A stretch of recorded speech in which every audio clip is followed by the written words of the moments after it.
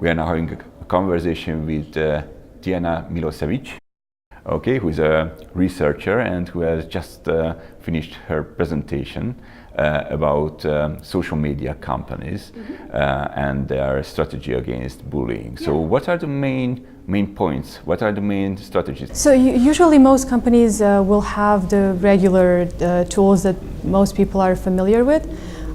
So the reporting, blocking, and when you report, the company looks into the case and decides whether what you reported violates the company's policy or not, and then decides whether to take it down or not, or do something else with it. Or It's a slow mechanism, I think. I'm sorry? That's a slow mechanism. Yeah, so that's what most companies. That's sort of I think it could be said that this is an industry standard for now. But a lot of so the companies have realized that they get a lot of these reports, and they can also be sort of difficult and costly and not so effective to moderate. You have to employ a lot of human moderators if you have human moderation, or you have to have different sort of automatic tools that handle this in an effective way, and all of this can be problematic for a large number of reasons, and so companies are sort of forced to try to find ways to make this effective. And so a lot of companies, especially if they're more established, so if they have been on the market for a longer period of time, and if they have sort of had this strategy of dealing with bullying for a longer amount of time, and not just startups, they are trying to see how they can empower their users to develop tools for their users so that users can help themselves and they do not necessarily have to go through social media company for handling the case. So the companies are also then developing, in addition to, I'll give you later on an example of this sort of a tool that seeks to empower users, but companies are also developing safety centers and help centers which have educational information about how you can help yourself on the platform, but also how to be a good digital citizen, for instance. So how to help others when you see that they are bullying, and how to stand up rather than just be a quiet bystander.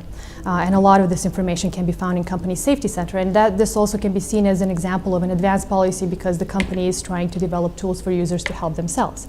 And so social reporting, for instance, developed by Facebook, is an example of a policy that tries to empower the user by giving them the tools to help themselves. So rather than reporting to the company, you can send, for instance, a pre-made message to the person who posted the content that you don't like, and ask them to take it down.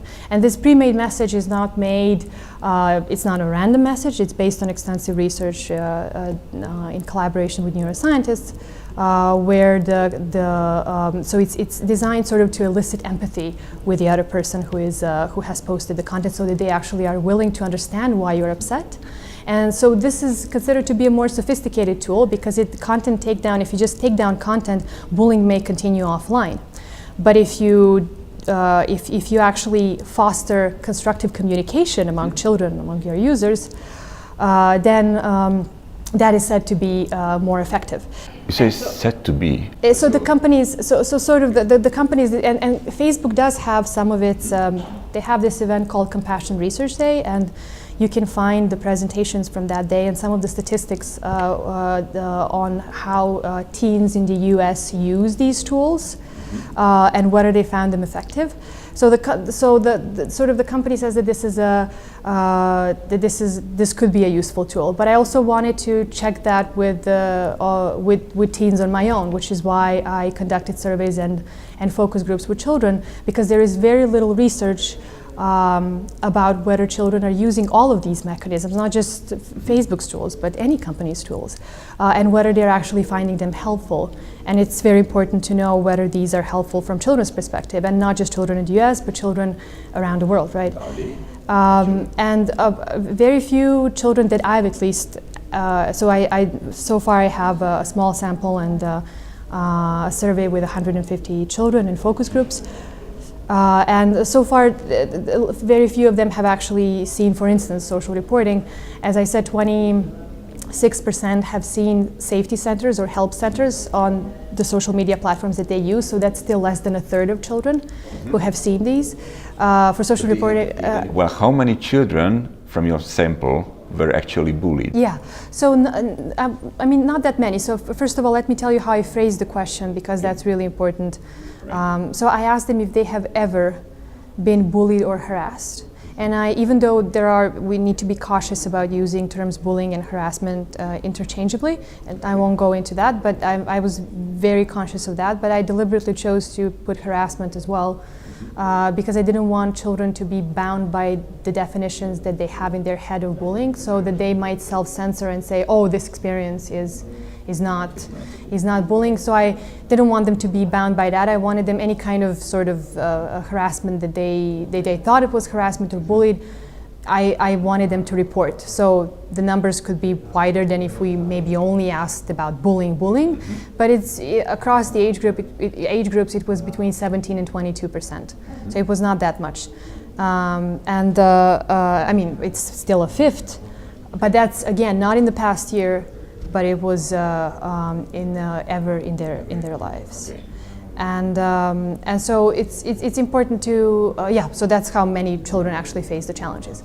And I asked I looked children who reported being bullied, whether they use the tools, and I don't know the numbers by heart, but you'll have my presentation so you can look it up. I asked them whether the reporting was helpful or not. And so the opinions are both between those who were bullied and those who saw someone else being bullied. And if they reported, the opinions are sort of split between those who said, an equal number says, well, it wasn't really helpful, and those who say that it was helpful. And typically always a large percentage does not know if it was helpful, so they're not sure if it was helpful.